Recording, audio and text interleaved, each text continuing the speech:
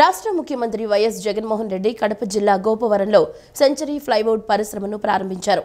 అనంతరం కంపెనీ ప్రతినిధులతో పరిశ్రమ ఉత్పత్తి, పనితీరు, ఉపాధి అవకాశాలపై చర్చించారు. పరిశ్రమ ఏ విధంగా పనిచేస్తుంది, ఉత్పత్తి పనితీరు ఎలా ఉండబోతుంది, పరిశ్రమ ద్వారా ఎంతమందికి ఉపాధి లభిస్తుంది అనే వివరాలను ప్రతినిధులను అడిగి తెలుసుకున్నారు.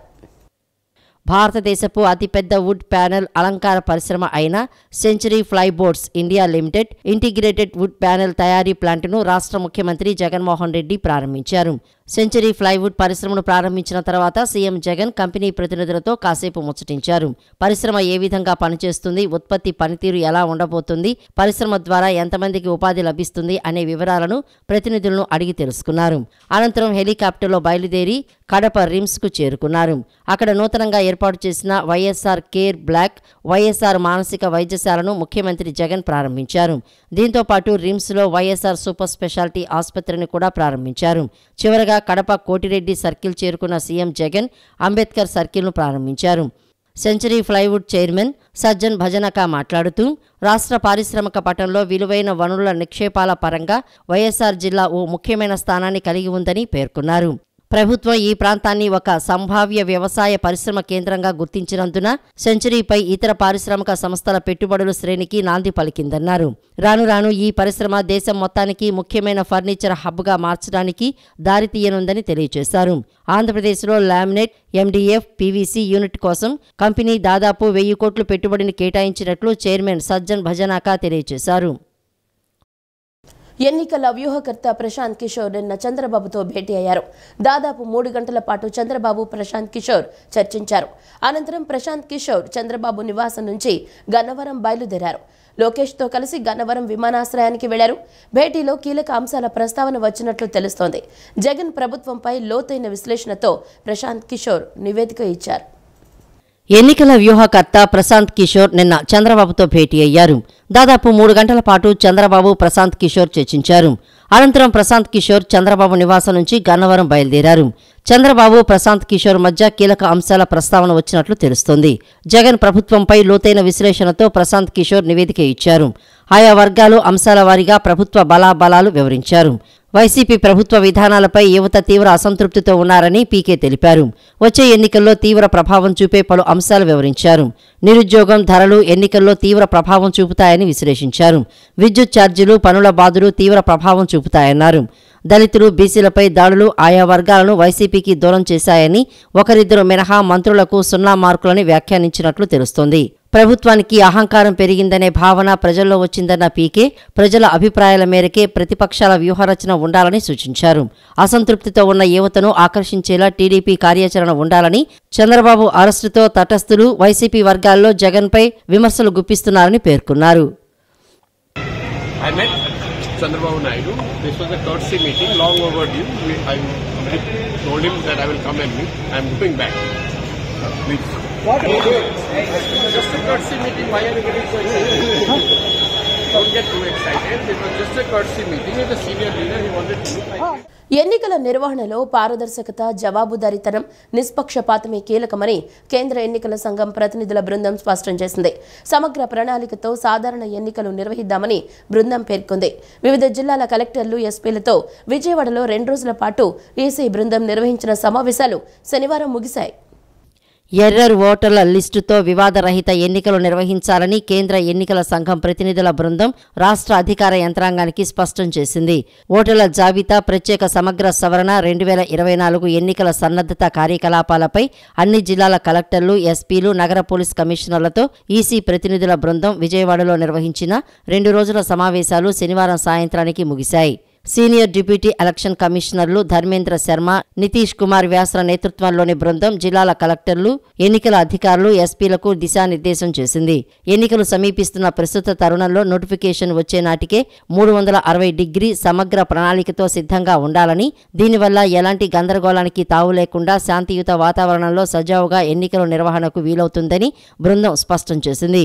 జిల్లాలోని అసెంబ్లీ, పార్లమెంటు నియోజకవర్గాలు, ఓటర్ల జాబితా స్వచ్ఛీకరణ ప్రక్రియ తదితర అంశాలతో పాటు వివిధ ఫారాల పరిష్కారం, ఇంటింటి సర్వే, అనామలీస్, ఫోటో, డెమోగ్రాఫిక్ సిమిలారిటీల అంశాలకు సంబంధించి శుక్రవారం 19 జిల్లాల కలెక్టర్లు, ఎస్పీలు పవర్ పాయింట్ ప్రజెంటేషన్ ఇవ్వగా శనివారం ఉదయం 7 జిల్లాల అధికారులు తమ తమ నివేదికలు సమర్పించారు. సమావేశంలో కేంద్ర ఎన్నికల సంఘం అధికారులు మాట్లాడుతూ ఎలాంటి పొరపాట్లు, అవాంఛనీయ సంఘటనలకు తావు లేకుండా ప్రజాస్వామ్య స్ఫూర్తి ప్రస్ఫుటించేలా ఎన్నికల నిర్వహణకు ఏర్పాట్లతో సిద్ధంగా ఉండాలని సూచించారు. ఎన్నికల సన్నద్ధత, నిర్వహణలో ప్రతి దశలోనూ అప్రమత్తత అవసరమని, పారదర్శకత, జవాబుదారీతనం మరింత ముఖ్యమని స్పష్టం చేశారు. భారత ఎన్నికల సంఘం మార్గదర్శకాలకు అనుగుణంగా ఎన్నికల నిర్వహణకు సన్నద్ధంగా ఉండాలని ఈసీ ప్రతినిధుల బృందం అధికారులను ఆదేశించింది. రాష్ట్రంలో ఓట్ల చేర్పు, తొలగింపులో అక్రమాలపై తెలుగుదేశం, వైసీపీ, జనసేన నేతలు కేంద్ర ఎన్నికల సంఘం బృందానికి విడివిడిగా ఫిర్యాదు చేశారు. అక్రమంగా ఓట్లు తొలగిస్తున్నారని టీడీపీ, జనసేన నేతలు ఫిర్యాదు చేయగా టీడీపీ, జనసేన నేతలు ఓట్ల తొలగింపు, చేర్పులు చేస్తున్నారని వైసీపీ నేతలు ఫిర్యాదు చేశారు. రాష్ట్రంలో జరుగుతున్న ఓట్లు అక్రమాలపై ప్రధాన పార్టీలు తెలుగుదేశం, వైసీపీ, జనసేన నేతలు కేంద్ర ఎన్నికల సంఘం బృందానికి ఫిర్యాదు చేశారు. వేరువేరుగా వెళ్లి అధికారులను కలిసిన నేతలు పలు అంశాలపై ఫిర్యాదు చేశారు. ఎన్నికలు సజావుగా జరిగే విధంగా చర్యలు తీసుకోవాలని విజ్ఞప్తి చేశారు. రాష్ట్రంలో అధికార పార్టీ నాయకులు ఓటర్ల జాబితాలో అవకతవకలకు పాల్పడుతున్న విధానంపై తెలుగుదేశం పార్టీ నాయకులు ధూళిపాల నరేంద్ర, బోండా ఉమ, వర్ల రామయ్య, జీవి ఆంజనేయులు తదితరులు కేంద్ర ఎన్నికల సంఘం బృందాన్ని కలిసి ఫిర్యాదు చేశారు. గంపగుత్తుగా ఫామ్ 7 దరఖాస్తులు ఇవ్వడం, ఒకే వ్యక్తి 100 ఓట్లు తొలగింపుకు దరఖాస్తు చేశారని కమిషనర్ దృష్టికి తీసుకువెళ్లామని మాజీ ఎమ్మెల్యేలు ధూళిపాల నరేంద్ర తెలిపారు. చంద్రగిరి, పర్చూరు, కాకినాడ, వినుకొండ లాంటి 7 నియోజకవర్గాల్లో కేంద్ర బృందంతో ఓటర్ల జాబితాపై పర్యవేక్షణ చేయాలని కోరామన్నారు. తెలుగుదేశం పార్టీ సానుభూతి పరులు ఓట్లు తీయటానికి రాష్ట్ర వ్యాప్తంగా కొన్ని నియోజకవర్గాల్లో ప్రత్యేకించి అధికార పార్టీ ఎమ్మెల్యేలు తెల్ల కాగితాల మీద రాసిచ్చినా తీసుకుంటున్న విధానాన్ని మేము కేంద్ర ఎన్నికల బృందం దృష్టికి తీసుకెళ్ళాం. అలాగే ఒకే వ్యక్తి ఒక్కొక్కళ్ళు 100 ఓట్లు, 200 ఓట్లు డిలిషన్స్ కోసం పెట్టిన అంశాన్ని కూడా ప్రత్యేకించి మేము అన్ని ఆధారాలతో సహా కేంద్ర బృందానికి దృష్టికి తీసుకువెళ్ళటం జరిగింది. అలాగే ఎక్కడైతే పలు చోట్ల అక్రమాలు జరుగుతూ ఉన్నాయో గ్రామ స్థాయిలో ఉన్న బిఎల్ఓలు అక్కడ ఓట్లు తొలగించాలని రికమెండ్ చేసిన ఏఈఆర్ఓ, ఈఆర్ఓ స్థాయిలో వాటిని ఆమోదించకుండా అధికార పార్టీకి అనుకూలంగా చేసిన అంశాలను కూడా మేము దృష్టికి తీసుకువెళ్ళడం జరిగింది. దాని మీద సమగ్రమైన విచారణ కొన్ని కాన్సెన్సీలు ప్రత్యేకించి మేము ఏదైతే కొన్ని కాన్సెన్సీలు ఏవైతే ఉన్నాయో ఒక 7 కాన్సెన్సీల్లో జరిగిన చంద్రగిరి కానీ, పర్చూరు కానీ, అలాగే కాకినాడ కానీ, వినుకొండ కానీ ఇటువంటి 7 నియోజకవర్గాల్లో కేంద్ర ఎన్నికల బృందం ప్రత్యేకంగా కేంద్ర బృందం ద్వారా దర్యాప్తు జరిపించాలని చెప్పి మేము కోరటం జరిగింది. కొంతమంది జిల్లా ఎస్పీలు కుల మీటింగ్లు అటెండ్ అవుతూ కులమంతా అక్కడికి ఉండాలని చెప్పిన పరిస్థితులను కూడా ఆధారాలతో సహా మేము కమిషన్కి తెలియజేయడం జరిగింది. ఆ ఎస్పీల పేర్లు అండ్ అడ్రస్లు రాసుకున్నాం. వాళ్ళు ఉంటే ఎలక్షన్ జరగదు, ఎలక్షన్ సజావుగా సాగదు, అటువంటి ఎస్పీలు, అటువంటి అధికారులు ఉండటానికి వీల్లేదని చెప్పడం జరిగింది. వాళ్ళు కూడా నవ్వారు. మా దగ్గర సమాచారం ఉంది. ఏ అధికారి ఏమి డ్రామాలు వేస్తున్నారో అంతా మా దగ్గర సమాచారం ఉంది. సమయం వచ్చినప్పుడు వాళ్ళ తోకలు కట్ చేస్తామని చెప్పారు వాళ్ళు. అక్రమంగా తొలగిస్తున్న ఓట్లు ఫామ్ 7ని కంట్రోల్ చేయమని చెప్పి, అలాగా ఎవరైతే ప్రభుత్వానికి అనుకూలంగా అక్రమంగా వ్యవహరిస్తున్నటువంటి అధికారుల మీద చర్యలు తీసుకోమని ఏఈఆర్ఓలు కానించి, డిప్యూటీ ఈఆర్ఓలు కానించి, ఈఆర్ఓలు, అలాగే రాష్ట్ర ఎన్నికల కమిషన్ వరకు ఆఖరికి తెలుగుదేశం ప్రభుత్వం పార్టీ ఢిల్లీ వెళ్ళి స్వయానా చంద్రబాబు నాయుడు గారు కలిశారు. మేము వెళ్ళి స్వయానా ఎలక్షన్ కమిషన్ ఆఫ్ ఇండియా కలిసాం. కానీ ఇవాళ వరకు ఏదైతే చర్యలు చేపట్టకుండా ఇంకా ప్రభుత్వ ఒత్తిడితో ఫామ్ 7ని అక్రమంగా పెడతా ఉన్నారో ఎన్నిటిని కూడా ఎన్నికల ఇవాళ వచ్చినటువంటి ప్రత్యేక అధికారులకు టీం దృష్టికి తీసుకురావడం జరిగింది. కేంద్ర ఎన్నికల సంఘం ప్రతినిధులను వైసీపీ నేతలు పేర్ని నాని, జోగి రమేష్, మేరుగ నాగార్జున, అబ్బయ్య చౌదరి కలిశారు. ఓట్ల తొలగింపు, చేర్పులపై టీడీపీ, జనసేన పార్టీలు చేస్తున్న చట్ట వ్యతిరేక కార్యకలాపాలను ఎన్నికల సంఘం ప్రతినిధుల దృష్టికి తీసుకువెళ్లామని మాజీ మంత్రి పేర్ని నాని తెలిపారు. మేనిఫెస్టో రూపంలో కాకుండా టీడీపీ నాయకులు వ్యక్తిగతంగా ఓటర్ల ఇంటింటికి వెళ్లి ప్రలోభాలకు గురిచేస్తున్నారని తాము ఫిర్యాదు చేశామన్నారు. తెలంగాణలో ఉన్న ఓటర్లు ఇక్కడ కూడా ఓటు కలిగి ఉండటాన్ని పరిశీలించాలని కోరామన్నారు. చట్ట వ్యతిరేకమైనటువంటి కార్యక్రమాలు పాల్పడుతుంది. అలాగే ఓటర్ల యొక్క వ్యక్తిగత సమాచారాన్ని చేయకూడని విధంగా చేయటం, అలాగే మేనిఫెస్టో రూపంలో కాకుండా వ్యక్తిగతంగా వారి ఇంటికి వెళ్ళి వారికి టెక్నాలజీని ఉపయోగించి ప్రలోభాలకు గురి చేయడానికి ప్రయత్నం చేస్తున్నది. కానీ అలాగే ఎక్కడన్నా వైసీపీ ఓటర్ల సానుభూతి పరులను గుర్తించి వారి ఓటు వారి చేతే, అమాయకులైనటువంటి ప్రజల్ని వారి చేతే డిలీషన్కి అప్లై చేయించడం, వారి దగ్గర ఓటీపీ తీసుకుని ఓటు తొలగించే ప్రక్రియ చేయటం, అలాగే తెలంగాణలో ఉన్న ఓటర్లు ఇక్కడ కూడా ఓటర్లుగా ఉండటం, దాన్ని రెండు రాష్ట్రాల్లో ఓటు కలిగి అక్కడ ఓటు ఇక్కడ ఓటు ఈ రకంగా చేయడం అనేది పరిశీలించాలని చెప్పని, తగు చర్యలు తీసుకోవాలని చెప్పని. ఎంతమంది పీకేలను తెచ్చుకున్నా చంద్రబాబు నాయుడు ఏమి పీకలేడు. ఇందాక చెప్తా ఉన్నారు కదా, ఏదో మేమేదో ప్రలోభ పెడుతున్నామని. ఎవడ పెడతా ఉన్నాడు? భవిష్యత్తుకి గ్యారంటీ అని చెప్పేసి చంద్రబాబు నాయుడు, భవిష్యత్తుకే గ్యారంటీ లేని చంద్రబాబు నాయుడు సరాసరి నేరుగా మేనిఫెస్టో ద్వారా బ్యాంకుల నుంచి ఫోన్లు వస్తూ ఉంటాయి. మీకు 5 లక్షలు ఇస్తాం, 6 లక్షలకి మీరు అర్హులు, మీరు ఇన్కమ్ ట్యాక్స్ కడతా ఉన్నారు కదా, 10 లక్షలు ఇస్తామని చెప్పేసి పనికి మాలిన చంద్రబాబు నాయుడు మేనిఫెస్టో రూపంలో ప్రజల్ని ప్రలోభ పెడతా ఉన్నాడు. ఏపీలో జరుగుతున్న ఓట్ల అక్రమాలపై కేంద్ర ఎన్నికల సంఘానికి వినతిపత్రం ఇచ్చామని జనసేన నాయకులు బోనబోయిన శ్రీనివాస్ యాదవ్, పోతిన మహేష్ తెలిపారు. వైసీపీ ప్రభుత్వంలో గ్రామ వాలంటీర్లు వైసీపీ కార్యకర్తగా పనిచేస్తున్నారని విమర్శించారు. గ్రామ సచివాలయంలో ఉన్నటువంటి వాలంటీర్లు ఉన్నారో వారు వైసీపీ పార్టీకి కార్యకర్తలా పనిచేస్తూ ఉన్నారు. రాబోయే ఎన్నికల్లో ప్రభుత్వం వారిని ఎన్నికల్లో ఉపయోగించుకోవడానికి ప్రయత్నం చేస్తూ ఉంది. దీనిని మేము ప్రజాస్వామ్యబద్ధంగా కాదు అని చెప్పి తెలియపరచడం, వారు దాని మీద విచారిస్తామని చెప్పడం జరిగింది. అట్లానే వారికి కొన్ని ఉదాహరణలు ఇచ్చాము. మేము అనంతపురం జిల్లాలో ఎమ్మెల్యే గారు పద్మావతి గారి హస్బెండ్, ఆయన సాంబశివారెడ్డి గారు, ఆలూరి సాంబశివారెడ్డి గారు, ఆయనకు ఒక గవర్నమెంట్ ఎడ్యుకేషన్ డిపార్ట్మెంట్లో అడ్వైజర్గా ఉన్నారు. ఆయనకు ఒక కాలేజీ ఉంది. ఆ కాలేజీ డోర్ నెంబర్ మీద వందలాది ఓట్లు జాయిన్ చేయడం జరిగింది. ఆ విషయం కూడా తెలియపరిచాం, ప్రూఫ్తో సహా ఇచ్చాం. వైసీపీ కార్యకర్తలు అనబడేటువంటి వాలంటీర్లని ఎన్నికల విధులకి దూరంగా ఉంచాలని, అదేవిధంగా గ్రామ సెక్రటరేట్ ఉద్యోగస్తులను కూడా ఎన్నికల విధుల నుంచి దూరంగా ఉంచాలని మేము ప్రధానమైనటువంటి డిమాండ్ని తెలియజేశాం. ఆ అంశం మీద తప్పనిసరిగా చర్యలు తీసుకుంటామని మాకు కేంద్ర ఎన్నికల కమిషన్ నుండి వచ్చేటువంటి అబ్జర్వర్స్ కూడా ఈరోజు మాకు తెలియజేశారు. వాళ్ళందరూ కూడా వైసీపీ కార్యకర్తలుగానే పనిచేస్తూ ఉన్నారు. వారికి ఎటువంటి హోదా లేదు. వారిని ఎవరు ఇప్పటి వరకు ఆర్గనైజ్ చేస్తున్నారు అనేది కూడా సరిగ్గా రాష్ట్ర ప్రభుత్వం చెప్పలేనటువంటి పరిస్థితులు ఉంది. కాబట్టి ఖచ్చితంగా వాలంటీర్స్ని ఎన్నికల విధుల నుంచి దూరంగా ఉంచాలనేటువంటి మా ప్రధానమైన డిమాండ్ని కూడా ఈరోజు తెలియజేశారు. వైసీపీ, టీడీపీ కేంద్ర పథకాలను తమ ప్రభుత్వ స్టిక్కర్లుగా వాడుకోవటం సిగ్గుచేటని బీజేపీ రాష్ట్ర అధికార ప్రతినిధి సాధినేని యామిని శర్మ అన్నారు. ప్రజల్ని ఎల్లప్పుడూ ముసుగులో ఉంచలేరని, వికసిత భారత్ ద్వారా వారి ముసుగులు తొలగిపోతున్నాయని, ప్రజలందరికీ కేంద్ర ప్రభుత్వ పథకాలన్నీ అర్థమైపోయిందని ఆమె అన్నారు.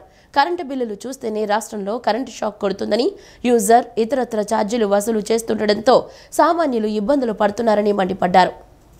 సీతారాంపురంలోని బీజేపీ రాష్ట్ర కార్యాలయంలో ఆ పార్టీ రాష్ట్ర అధికార ప్రతినిధి సాధినేని యామిని శర్మ నిన్న విలేకరుల సమావేశం నిర్వహించారు. సమావేశంలో ఆమె మాట్లాడుతూ వైసీపీ ఫ్యాన్ తిరిగితే సామాన్యుడి రెక్కలు ఫ్యాన్ ఆగిపోయే పరిస్థితి తలెత్తిందని మండిపడ్డారు. రాష్ట్రంలో గంజాయి విచ్చలవిడిగా దొరుకుతోందని ఆరోపించారు. వైసీపీ అధికారంలోకి వచ్చినప్పటి నుంచి గంజాయిపై కూంబింగ్ చేసిన దాఖలాలు లేవన్నారు. రాష్ట్రంలో అన్నం కంటే మందు, గంజాయి మాత్రం దొరుకుతోందని మండిపడ్డారు.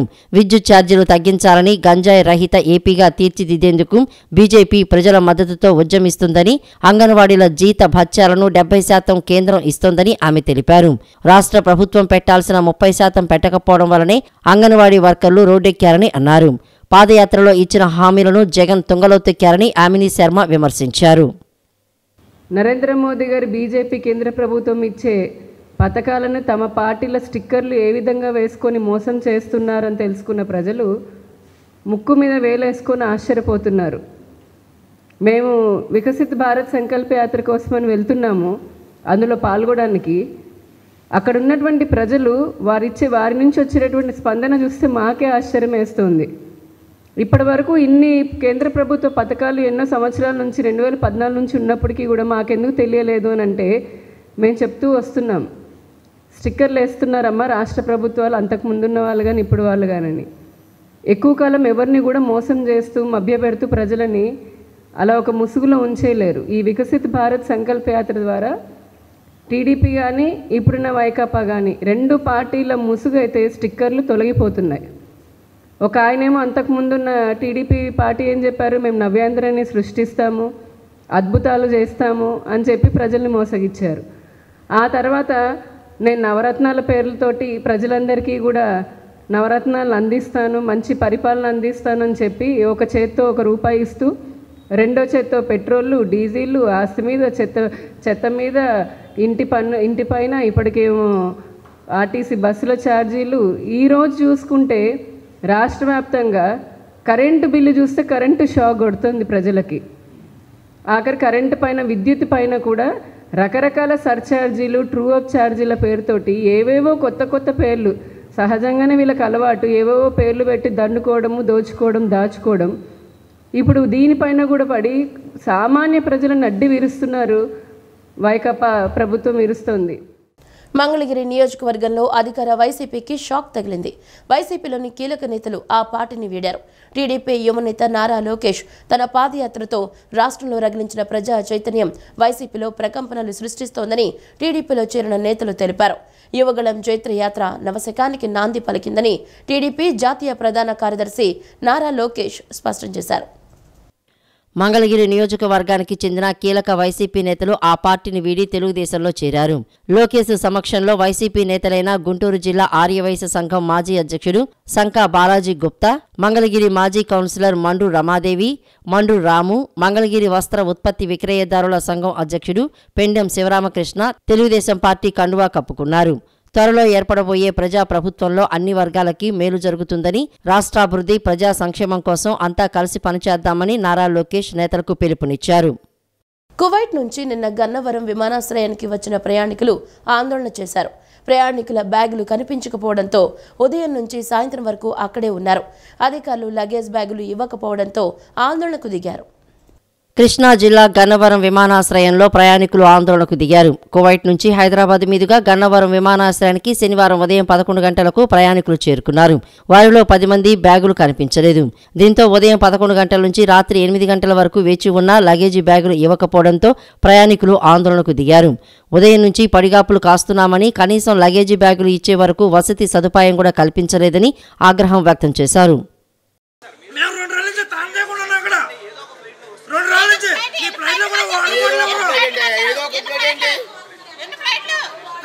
రూములు తీసి పెట్టి బట్టలు తెచ్చి అన్ని పెట్టి రూమ్ లో పెట్టు, రప్పించు. రూములు తీసి రూముల్లో పెట్టు. నేను రోడ్ల మీద కూర్చున్నా వచ్చామండి. మేము రోడ్ల మీద కూర్చున్నా వచ్చామా? ఇక్కడ రోడ్ల మీద కూర్చున్నా వచ్చామా? నాకు బ్యాగులు కావాలి.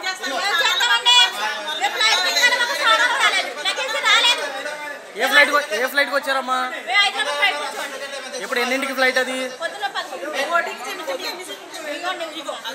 మీరు దిగారు కానీ లగేజ్ అడిగితే ఏం చెప్తున్నారమ్మా?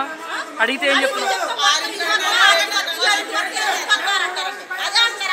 లగేజ్ అక్కడ హైదరాబాద్ ఎయిర్పోర్ట్ లోనే ఉండిపోయిందంట. తెలుగుదేశం పార్టీ ప్రకటించిన సూపర్ 6 మేనిఫెస్టోను రాబోయే 2 నెలల్లో అమలు చేసి రాష్ట్ర ప్రజల్ని మోసం చేసేందుకు ముఖ్యమంత్రి వైఎస్ జగన్మోహన్ రెడ్డి కొత్త నాటకానికి తెరతీశారని తెలుగుదేశం పార్టీ పొలిట్ బ్యూరో సభ్యులు బోండా ఉమా ఆరోపించారు. సంక్షేమ పథకాల ముసుగులో వైఎస్ జగన్ ప్రజలకు చేసింది గోరంత సాయం, కొట్టేసింది కొండంత అని ధ్వజమెత్తారు. జగన్ ఇప్పటికిప్పుడు ఎన్నికల కోసం కొత్త హామీలు ఇస్తున్నారని ప్రజలు అప్రమత్తంగా ఉండాలని బోండా ఉమా పిలుపునిచ్చారు. వైఎస్ఆర్సీపీ ప్రభుత్వం అమలు చేస్తున్న సంక్షేమ పథకాల అమలుపై తెలుగుదేశం పార్టీ పొలిట్ బ్యూరో సభ్యులు బోండా ఉమా ఎన్టీఆర్ భవన్లో నిన్న మీడియా సమావేశం ఏర్పాటు చేశారు. ఈ సందర్భంగా ఆయన మాట్లాడుతూ సంక్షేమం పేరుతో 57 నెలల్లో వైఎస్ జగన్ ప్రజలకు చేసిన సాయం గోరంతా, కొట్టేసింది కొండంతా అని అన్నారు. జగన్ పరిపాలనలో అన్ని వర్గాల జీవితాలు తలకిందులయ్యాయని తెలిపారు. రాష్ట్రంలో 1 కోటికి పైగా మహిళలుంటే కేవలం 2 లక్షల మందికే చేయూత కింద 18,000 అందించారని తెలిపారు. 50 లక్షల మంది కాపు మహిళలుంటే కేవలం 2.5 లక్షల మందికే కాపు నేస్తం సాయం అందించారని పేర్కొన్నారు. దేశంలో తొలిసారి పింఛన్లు అందించి వాటిని 200 నుంచి 2,000కు పెంచింది తెలుగుదేశం పార్టీనని తెలియజేశారు. జగన్ పాలనలో అమ్మఒడి, చేయూత, కాపు నేస్తం, సామాజిక పింఛన్లలో ఇప్పటివరకు పెట్టిన కోతల సొమ్ము ఎక్కడికి వెళ్ళింది, ఎవరికి చేరిందో ముఖ్యమంత్రి చెప్పాలన్నారు. సంక్షేమ పథకాలకు ఎంత ఇచ్చారో తక్షణమే శ్వేతపత్రం విడుదల చేయాలని డిమాండ్ చేశారు. తల్లులందరూ మోసపోయినటువంటి డబ్బులు, నష్టపోయినటువంటి డబ్బులు 75,000 రూపాయలు అమ్మఒడిలో, పింఛన్లో 30,000. అట్లాగే ఈ రాష్ట్రంలో చేయూత అర్హులు 1 కోటి మంది పైనుంటే వీళ్ళ ప్రకటనలోనే 3 లక్షలు 4 లక్షలు ఇచ్చి చేతులు దులుపుకున్నారు. కాపు నేస్తామని చెప్పి కాపులు మహిళలందరికీ 18,000 రూపాయలు అని చెప్పి ఏదో మేలు చేస్తున్నట్టుగా మాట్లాడి కాపు కార్పొరేషన్ను మూసేసి కాపు నేస్తంలో ఈ రాష్ట్రంలో 50 లక్షల మంది కాపు మహిళలుంటే 30 లక్షల మంది కాపు మహిళల్లో అర్హులుంటే 2,20,000 మందికి ఇచ్చి వాళ్ళకి ఎగ్గొట్టాడు. అంటే జగన్మోహన్ రెడ్డి ఇచ్చేది గోరెంత, ఎగ్గొట్టింది కొండంత, కొట్టేసింది కొండంత. ఈ అన్నిటికీ జగన్మోహన్ రెడ్డి సమాధానం చెప్పాలి. ప్రజలు వాళ్ళు ఎంత నష్టపోయారో తెలుగుదేశం పార్టీ లెక్కలతో సహా చెప్తా ఉంది. అమ్మఒడిలో ప్రతి తల్లి 75,000 రూపాయలు ప్రతి తల్లికి జగన్మోహన్ రెడ్డి బాకీ పెట్టాడు. 5 అమ్మఒళ్ళు గాని ఇప్పటికి ఇచ్చింది 3 అమ్మఒళ్లే ఇచ్చాడు. ఇంకా రేపో మాపో అమ్మఒడి అంటా ఉన్నాడు, అది ఎక్కడ ఇస్తాడో తెలీదు. 5 చేయూతలకి 3 చేయూతలే ఇచ్చాడు. 45 సంవత్సరాలు నిండిన ప్రతి మహిళకి 18,000 రూపాయలు ఇచ్చి ఆదుకుంటానని చెప్పి మోసం చేశాడు. అన్ని రకాలుగా ప్రజల మీద విద్యుత్ ఛార్జీలు బాధలు పెట్టాడు, చెత్త పన్ను బాధలు పెట్టాడు, నిత్యావసర సరుకులు విపరీతంగా పెంచాడు. ప్రభుత్వ ఆదాయం విపరీతంగా పెరిగింది, కానీ లబ్ధిదారులకు మాత్రం మేలు గోరంత మాత్రమే వచ్చింది.